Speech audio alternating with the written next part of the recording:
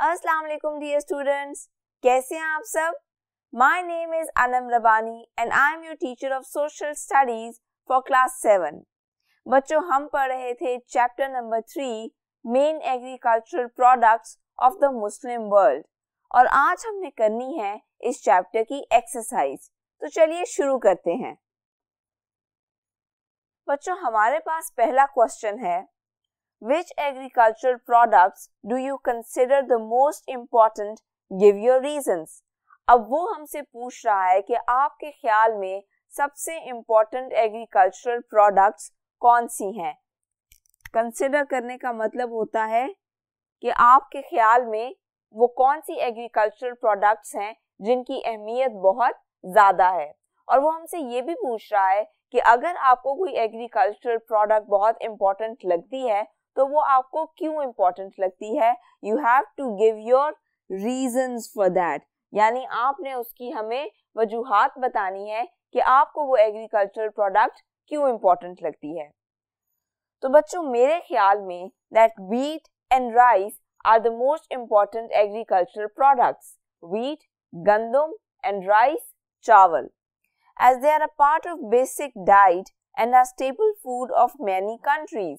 और मुझे ये दोनों इम्पोर्टेंट इसलिए लगती हैं because I consider that they are a part of basic diet, यानी कि हमारा जो नॉर्मल खाना पीना है उसमें आपने अक्सर देखा होगा कि ज़्यादातर रोटी होती है या चावल होते हैं।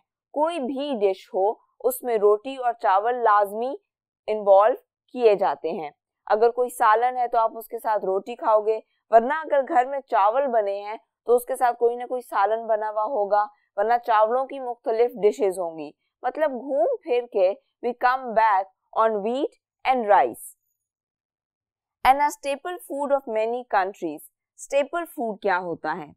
स्टेपल फूड हम उस खाने पीने की चीज को कहते हैं जो कि हमारी डाइट का सबसे ज्यादा हिस्सा होती है।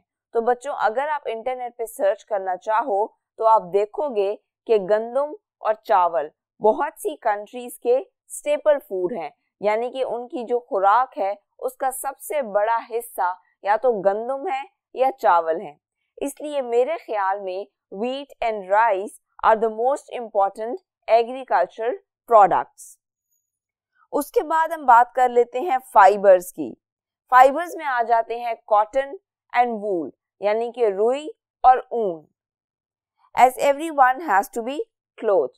अब ये इसलिए इम्पोर्टेंट कंसिडर किए जाते हैं क्योंकि सिर्फ खाना पीना ही काफी नहीं है, आपने खुद को कवर भी तो रखना है, आपने कपड़े भी तो पहन के रखने हैं।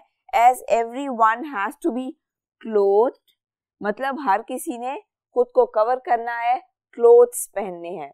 इसलिए fibres are a very important agricultural product, क्योंकि रुई से और ऊन से, इन्हीं चीजों से धागे बनते हैं और उन धागों से आगे आपके कपड़े बनाए जाते हैं। उसके बाद important agricultural product is vegetables and fruits. Vegetables यानी कि सब्जियां एंड फ्रूट्स यानी कि फल। They are essential for providing nutrients to the body. Essential का मतलब होता है इम्पॉर्टेंट, वेरी इंपॉर्टेंट, किसी चीज का बहुत अहम होना। For providing nutrients to the body, providing मतलब मुहैया करना, एंड न्यूट्रिएंट्स ग़िज़ाइयत। तो जो फल और सब्जियां हैं वो किस लिए ज़रूरी होते हैं? वो आपके जिस्म को ग़िज़ाइयत मुहैया करने के लिए बहुत ज़्यादा ज़रूरी होते हैं, इसलिए वो भी बहुत ही इम्पॉर्टेंट एग्रीकल्चरल प्रोडक्ट्स हैं। अब हम बात कर लेते हैं अपने नेक्स्ट क्वेश्चन की। Our next question is, prepare a presentation on the agricultural products of Pakistan. वो आपको कह रहा है कि आप एक प्रेजेंटेशन बनाएं जिसमें आप पाकिस्तान में पाई जाने वाली एग्रीकल्चरल प्रोडक्ट्स को शो करें और हो सके तो उन एग्रीकल्चरल प्रोडक्ट्स की तस्वीरें भी दिखाएं। तो बच्चों, this is a group activity, और अगर आप स्कूल नहीं जा रहे तो आप घर बैठे बैठे भी इंटरनेट पे ये देख सकते हो कि पाकिस्तान में कौन कौन सी एग्रीकल्चरल प्रोडक्ट्स हैं और आप उनकी पिक्चर्स भी देख सकते हो। अगर आप अपने लिए आसानी चाहते हो तो इसी चैप्टर में मौजूद जिन एग्रीकल्चरल प्रोडक्ट्स के बारे में बताया गया है, आप उन्हीं के बारे में थोड़ी बहुत सर्च कर सकते हो और उनकी डिफरेंट पिक्चर्स देख सकते हो। Our question number 3 is find out what other products are made from natural rubber. अब वो हमसे कह रहा है कि आप इस बात पर सर्च करें कि नेचुरल रबर से और कौन सी चीजें बनाई जाती हैं। कुछ चीजें आपकी बुक में मेंशन है जो नेचुरल रबर से बनाई जाती हैं, और याद रखिएगा हमने दो तरह के रबर्स की बात की थी, एक था नेचुरल रबर और एक था सिंथेटिक रबर। और मैंने आपको बताया था कि नेचुरल रबर वो होता है जो नेचुरली प्लांट से निकाला जाता है, लेकिन सिंथेटिक रबर वो होता है जो इंसान खुद बनाते हैं with the help of different processes and with the help of different chemicals। पर यहाँ वो सिर्फ नेचुरल रबर की बात कर रहा है कि आपके ख्याल में नेचुरल रबर से कौन कौन सी चीजें बनाई जाती हैं, उन चीजों के अलावा जो आपके चैप्टर में मेंशन है। Products made from natural rubber are gloves, यानी कि दस्ताने।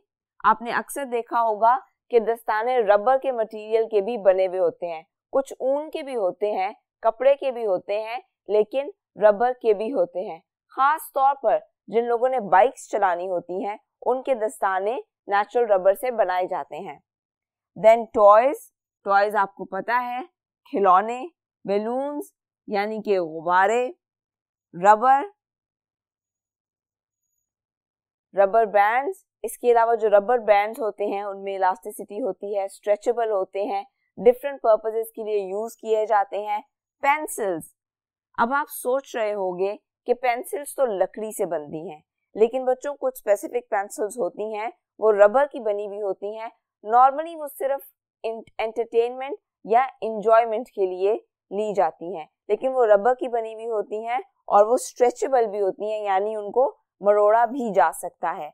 देन देयर आर इरेजर्स, जो कि आप यूज करते हो चीजों को मिटाने के लिए, उन्हें आप अक्सर रबर भी कहते होगे, एंड मैनी अदर्स। और इसके अलावा भी कई प्रोडक्ट्स हैं जो कि नेचुरल रबर से बनाई जाती हैं। यहाँ पे मैंने सिर्फ कुछ मेंशन की हैं क्योंकि हम सारी की सारी प्रोडक्ट्स यहाँ पे मेंशन नहीं कर सकते।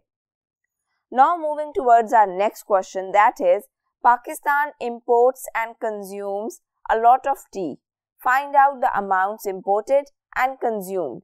अब उसने हमसे कहा है कि पाकिस्तान में जो चाय की पत्ती है वो बहुत बड़ी तादाद में इंपोर्ट की जाती है और कंज्यूम की जाती है। इंपोर्ट का क्या मतलब होता है? मैंने आपको चैप्टर के दौरान भी बताया था कि अगर कोई चीज हम किसी दूसरे मुल्क से अपने मुल्क में मंगवाते हैं तो इसका मतलब है कि हम वो चीज इंपोर्ट कर रहे हैं। और कंज्यूम का मतलब होता है इस्तेमाल करना।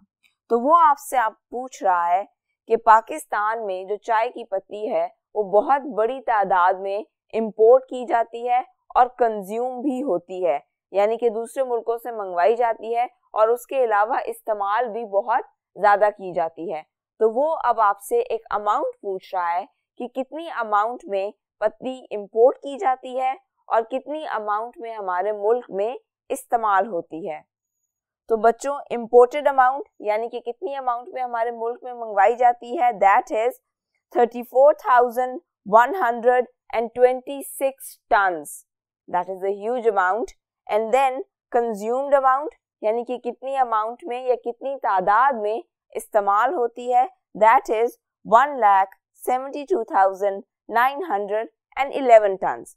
अब सवाल ये बनता है कि जितनी पत्ती इस्तेमाल हो रही है उतनी पत्ती इंपोर्ट तो हो ही नहीं रही, तो बाकी की पत्ती कहाँ से आती है? बच्चों, अब आपने ये याद रखना है कि हम सारी की सारी पत्ती इंपोर्ट नहीं करते, हमारे अपने मुल्क में भी पत्ती उगाई जाती है, या आप कह सकते हो कि जिस पौधे से पत्ती बनाई जाती है वो पौधा उगाया जाता है। लेकिन जो कमी बेशी रह जाती है या हमें जहाँ पे तादाद में कमी महसूस होती है, तब वो अमाउंट हम इंपोर्ट करते हैं, यानी कि दूसरे मुल्कों से मंगवाते हैं। अब आ जाते हैं हम अपने नेक्स्ट क्वेश्चन की तरफ। On an outline map of the Muslim world, mark the countries where these agricultural products are found. Make your own symbols for each product. बच्चों, this is also a group activity or a class activity. इसमें आपने करना ये है कि जितनी भी Muslim countries हैं उनको मार्क करना है और उनमें जो जो एग्रीकल्चरल प्रोडक्ट्स पाई जाती हैं या उनकी जो जो एग्रीकल्चरल प्रोडक्ट्स फेमस हैं आपने उनका सिंबल बना लेना है और आपने हर प्रोडक्ट का सिंबल डिफरेंट बनाना है। तो ये अब आप अपनी मर्जी के मुताबिक कर सकते हो कि आपने कौन सी प्रोडक्ट का कौन सा सिंबल रखना है। और ज़रूरी नहीं है कि आप एक ही मैप में सारी कंट्रीज़ को पिन पॉइंट करो, आप ये भी कर सकते हो कि आप हर कंट्री को डिफरेंट पिक्चर्स में पिन पॉइंट कर लो। आप डिफरेंट कंट्रीज की पिक्चर्स निकालो और देख लो कि किस कंट्री में कौन सी एग्रीकल्चरल प्रोडक्ट सबसे ज़्यादा पाई जाती है। और अगर आप चाहो तो जो मुस्लिम कंट्रीज आपकी बुक में एक टेबल में मेंशन्ड है, आप उनकी फेमस एग्रीकल्चरल प्रोडक्ट्स भी देख सकते हो। Now moving towards our last question, make a list of the national dishes of the Muslim countries mentioned above, also write what the main ingredient of each dish is। अब वो आपसे कह रहा है कि जो मुस्लिम कंट्रीज आपके chapter में गिवन है, आपके क्वेश्चंस एंड एक्टिविटीज के बिल्कुल ऊपर एक टेबल बना हुआ है जिसमें डिफरेंट मुस्लिम कंट्रीज मेंशन्ड हैं। आप उन मुस्लिम कंट्रीज की नेशनल डिशेस बताओ, यानी कि कौमी डिश, सबसे ज्यादा कौन सी डिश उस मुल्क में खाई जाती है या उनकी कौन सी डिश को उनकी कौमी डिश कहा जाता है। And then also write what the main ingredient of each dish is. इसके अलावा वो आपसे कह रहा है कि आपने ये भी बताना है कि जो डिश हर कंट्री की मशहूर है उसका मेन इंग्रेडिएंट क्या है, यानी कि उसमें सबसे ज्यादा चीज कौन सी डलती है, कौन सी चीज सबसे इम्पोर्टेंट है। फॉर एन एग्जाम्पल, अगर हम बिरयानी की बात करते हैं तो उसमें सबसे ज्यादा क्या डलते हैं, चावल, so rice is the main ingredient, आप ये कह सकते हो। इसी तरह जो डिफरेंट कंट्रीज की नेशनल डिशेस हैं आपने उनके मेन इंग्रेडिएंट्स मेंशन करने हैं। तो बच्चों आपकी स्क्रीन्स पर इस वक्त एक टेबल आ रहा होगा जो आपके लिए बनाया गया है, जिसमें वो कंट्रीज मेंशन है जो आपकी बुक में गिवन है और साथ ही उनकी national dishes and their main ingredient. आप इस वीडियो को पॉज करके वो टेबल नोट डाउन कर लो और अपनी कॉपीज में भी लिख लो। तो बच्चों यहाँ पे हमारा ये चैप्टर खत्म होता है। हमने पूरा चैप्टर पढ़ा and then we solve the exercise. आपने इस चैप्टर को अच्छे से प्रिपेयर करना है, एमसीक्यूज और fill in the blanks prepare करने हैं। और इसके अलावा अगर आप खुद कोई सर्च करना चाहो किसी टॉपिक से रिलेटेड तो दैट वुड बी अप्रिशिएटेड। अपना बहुत सा ख्याल रखिएगा। अल्लाह हाफिज।